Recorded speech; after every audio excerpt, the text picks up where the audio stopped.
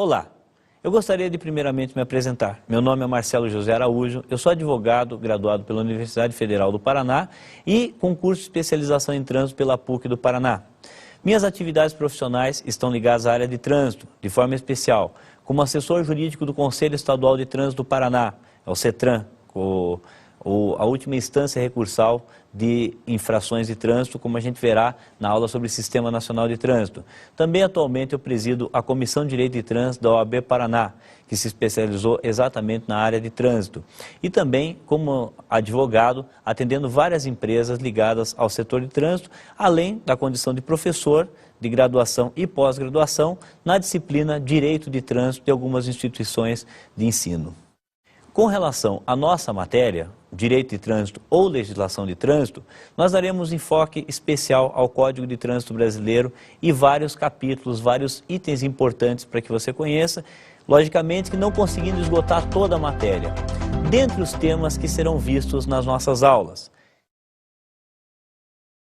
estão o Sistema Nacional de Trânsito. Essa aula tem por objetivo que você conheça todos os órgãos envolvidos no Sistema Nacional de Trânsito, o sistema composto de vários órgãos que têm a sua responsabilidade no trânsito, para que você conheça cada um deles, as suas atribuições, as suas competências dentro do sistema. Em seguida será visto o processo administrativo, que é aquele relacionado com o processo que leva à punição pelo cometimento de infrações de trânsito. Ou seja, desde o momento que se detecta, que se flagra uma infração de trânsito, qual é todo o processo que se deve passar para que venha a culminar na aplicação de uma penalidade. Um capítulo também, uma aula, nós veremos a respeito das penalidades e medidas administrativas. Veremos quais são as penalidades que a pessoa está sujeita a receber quando comete uma infração de trânsito, bem como as ações que podem ser tomadas pela autoridade ou por seus agentes, que são denominadas as medidas administrativas. Teremos uma aula a respeito de veículos, de forma especial a sua classificação, para que você conheça quais são os veículos e, consequentemente, a regra aplicável a cada um deles. Como se deve comportar um condutor de veículo de propulsão humana, de tração animal, um veículo, uma pessoa que conduza um animal pela pista, para que você saiba exatamente a vinculação que tem em relação ao veículo e a regra de comportamento atinente a esse veículo. Teremos uma aula sobre habilitação, onde de forma especial você vai conhecer o processo de habilitação e também as categorias de habilitação necessárias a condução de cada espécie de veículo, a cada tipo de veículo, conforme a sua capacidade, seja de carga ou de passageiros. Importante também uma aula que nós teremos a respeito das normas gerais de circulação e conduta, onde nós veremos as normas mais importantes, as regras mais importantes de comportamento e a sua consequente penalização pela desobediência a tais regras. Uma aula muito importante que nós teremos a respeito também de crimes de trânsito. O legislador entendeu conveniente dedicar um capítulo específico, o capítulo 19 do Código de Trânsito, aos crimes cometidos na direção de veículos automotores. E nós teremos uma aula que abrangerá exatamente esse assunto bastante específico. E para finalizar o nosso material, as nossas aulas, o cidadão e a educação para o trânsito receberá também uma atenção especial nas nossas aulas, que você verá exatamente quais são os direitos que tem o cidadão e o que deve, quais são as responsabilidades do poder público em relação à educação para o trânsito.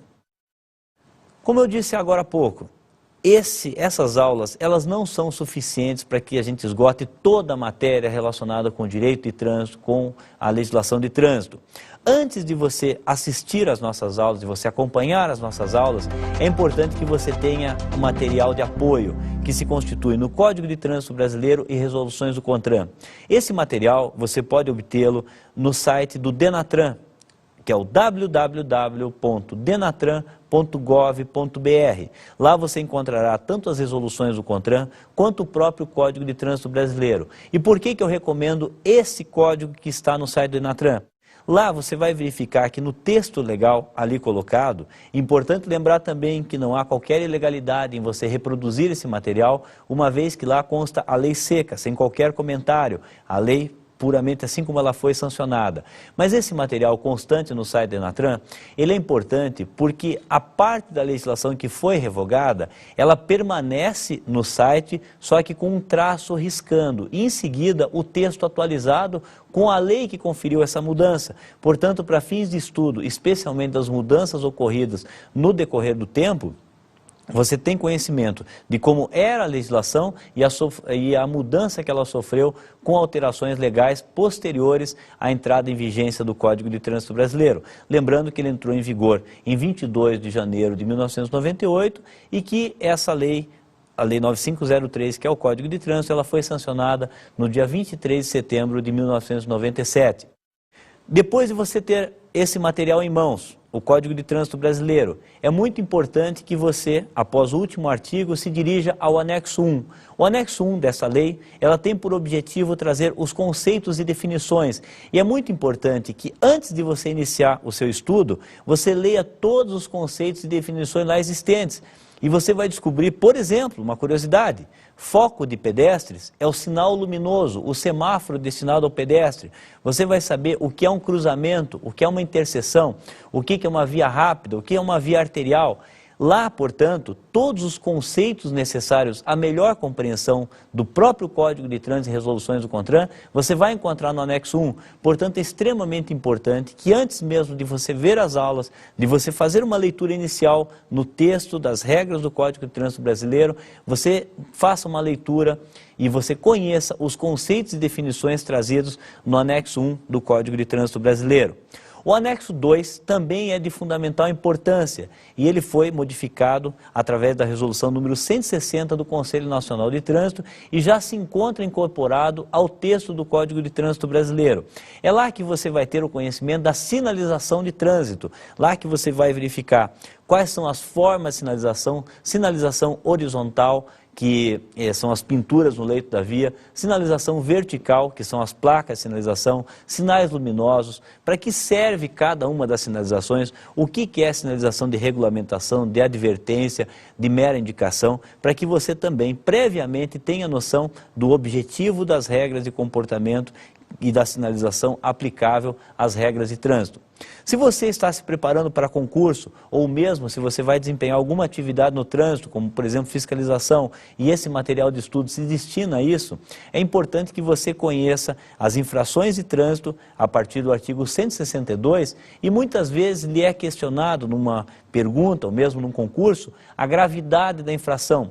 Eu vou dar a seguinte dica para você. Muitas vezes é perguntado se uma determinada infração ela é de natureza grave, gravíssima, leve ou média. Qual é a dica? A única maneira de você ter acesso a esse conhecimento e sabê-lo é decorando. Infelizmente, é você decorando. E qual que é o método melhor para que você faça isso? Selecione inicialmente quais são todas as infrações leves e as estude. Todas as infrações médias, as graves, as gravíssimas, faça uma tabela, não faça a mera leitura. Transcreva isso através do manuscrito ou digitação no teu computador, para que você grave com mais facilidade e saiba exatamente, conforme a infração de trânsito cometida, qual que é a sua gravidade.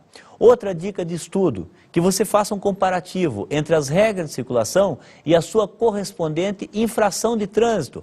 Por exemplo, numa das aulas, nós veremos as regras de velocidade, que se encontram no artigo 60 e 61 do Código de Trânsito, e a sua correspondente infração no artigo 218.